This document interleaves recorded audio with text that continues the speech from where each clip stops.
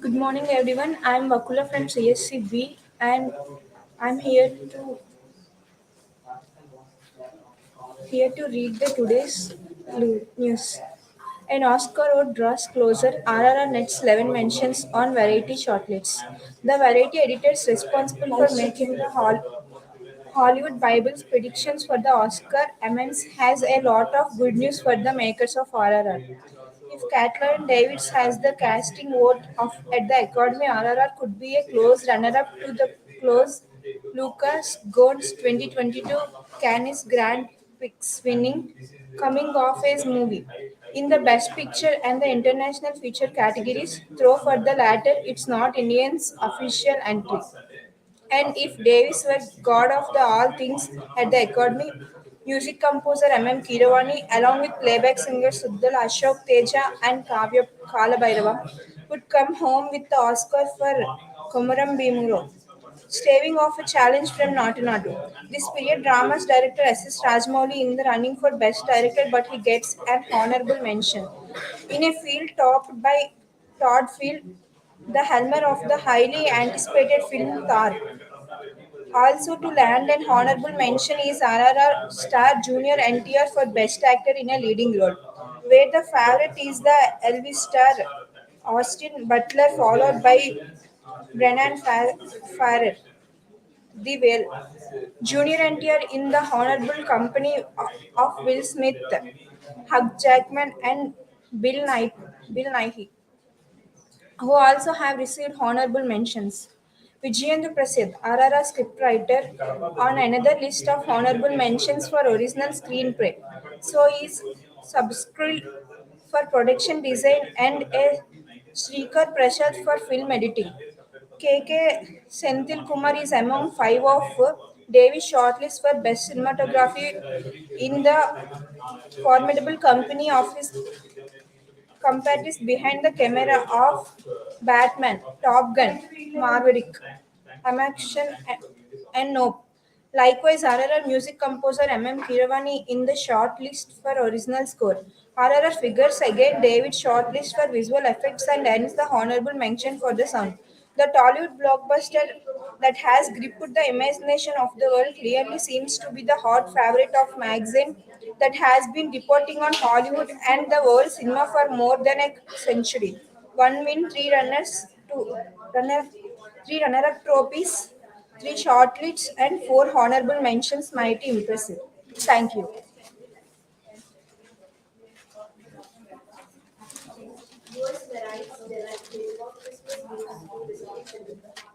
Good morning, everyone. My name is Amjeevna, and I'm here to read, and I'm here to read a news about learned lesson from war. Pak seeks sincere talk with India. Pakistan Prime Minister Shehbaz Sharif sought sought serious and sincere talk with his Indian counterpart Narendra Modi for resolution of burning issue, including on Kashmir, and said the UAE could play an important role in facilitating the resolution of dialogue between the two nuclear armed neighbors. Prime Minister Sharif made these comments during an interview with the Dubai-based A Arabia news channel on Monday. My message to Indian leadership and Prime Minister Narendra Modi is that let us sit down on the table and have a serious and sincere talk to resolution our burning issue like Kashmir. Sharif said, he said Pakistan and India are neighbors and have to live with each other. It is up to us to live peaceful, make progress or quarrel with each other and waste time and resources. We have three wars with India. It only brought more misery, poverty, and unemployment to the people. He explained he have learned our lesson and we want to live in peace provided we are able to resolve our genuine problems.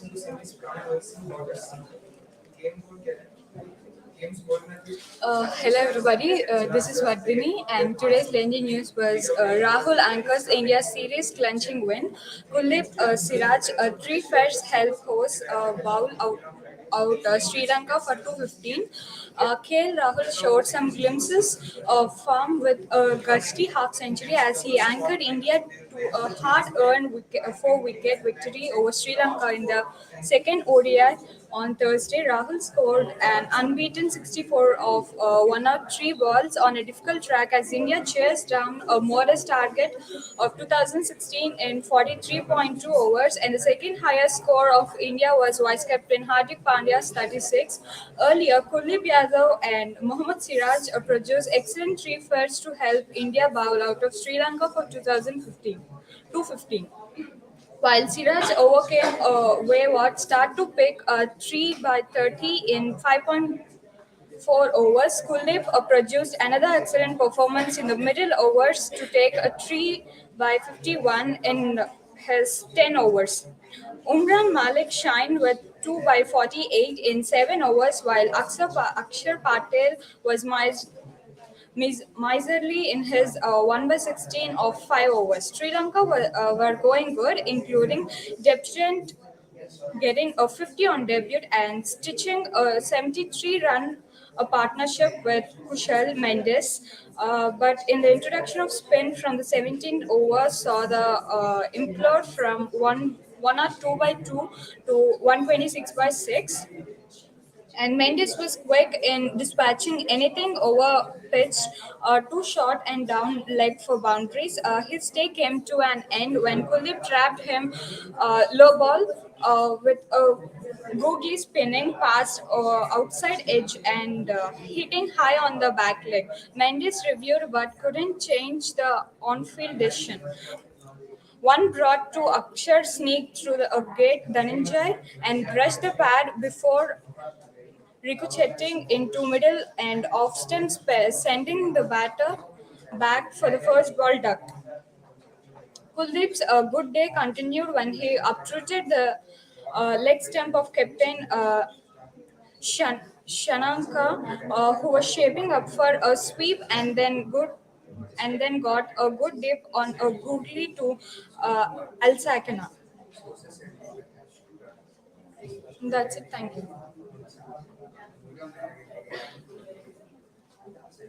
Hello everybody, this is Jahnavi from CSE-B and welcome to Lendi News. And let's go into the headlines of today. The women who made education more interesting. Prerna Junjunwala, the founder of Little Padding, a highly acclaimed preschool in Singapore and Creative Galileo, a new age edtech startup, transforming early learning globally for children from 3 to 10 years. She is a recipient of Economic Times Women in Tech, Inspiring Business Leader Award and Entrepreneur India's most coveted recognition, Creative Entrepreneur of the Year.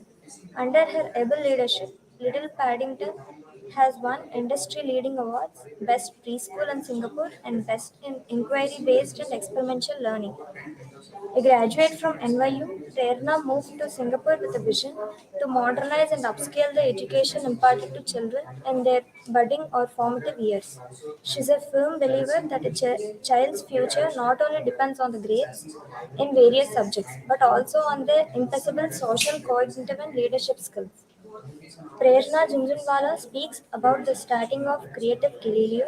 She says, I started Creative Galileo when I was still working with Little Paddington, and COVID hit at that time. Paddington was one of the most famous schools in Singapore. When I was devising different ways to keep the kids engaged in learning while studying from home, I started looking out for interesting solutions so that parents can work and child's learning should not get impacted. And that's when Creative Galileo's first edition came when they devised gamified learning modules that children were learning in school and aligned it to the school curriculum. Thank you. We have the next reader. Good morning, myself Harika from CSE-B. Today's headlines. Read it out. Pravasi Bharatiya are our brand ambassadors. PM Gen Next Pravasi. Sorry, the reader is so very slow. He'll come back. She'll come back in 1 minute.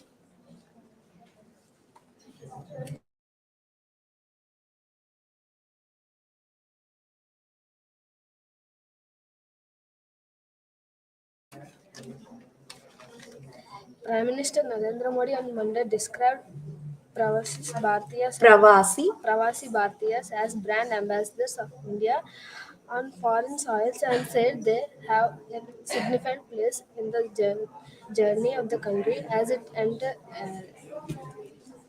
the vivid call of the next 25 years. He was speaking after inauguration, the 17th edition of the Pravasi Bhartiyas Divas Convention in Madhya Pradesh, Indore city, and consider Pravasi Bhartiyas as brand ambassadors of India on foreign soil. Your role is diverse. You are the brand ambassador of yoga, Ayurveda, cottage industry, handicrafts, and also merits. Modi said the Gen X Pravasi are also curious to know about the country of their parents' origin. He said the PM asked universities in India to document contribution made by the deposer in their respective nation for the benefits of the students. Thank you.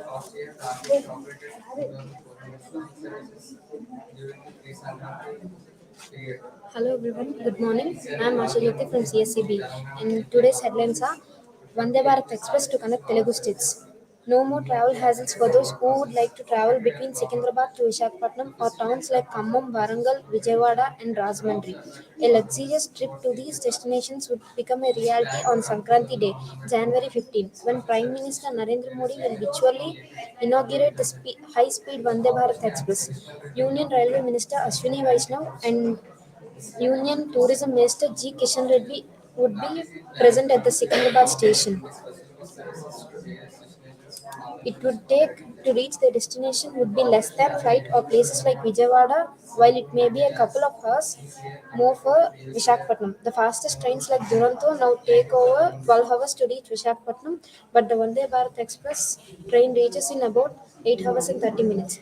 Not just that, this train is a totally make in India product and has several special features to make the travel more comfortable and affordable. Giving too much information, giving little information about the headline. And you should It also has facilities like mobile charging points at every seat, LED lighting for calmer ambience, give like the proper pauses.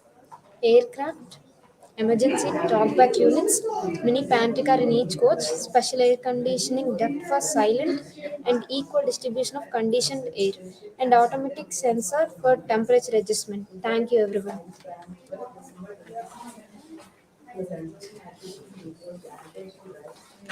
Good morning, everyone. I am Nati. Today's news is about call for revival of Janmabhoomi spirit. Extending festival greetings to the people of Andhra Pradesh, former Chief Minister and TDP National President and Chandrababu Naidu on Friday said that the people from all the walks of life should celebrate the festival happily without any discrimination between the rich and the poor. During the TDP rule, we laid the foundation for distributing gifts to all, not only Sankranti but also for the Ramzan Christmas. We distribute gifts spending rupees 354 per annum to ensure that all the families celebrate the festival happily. He also mentioned that Tamil Nadu too started distributing Sankranti gifts in their state.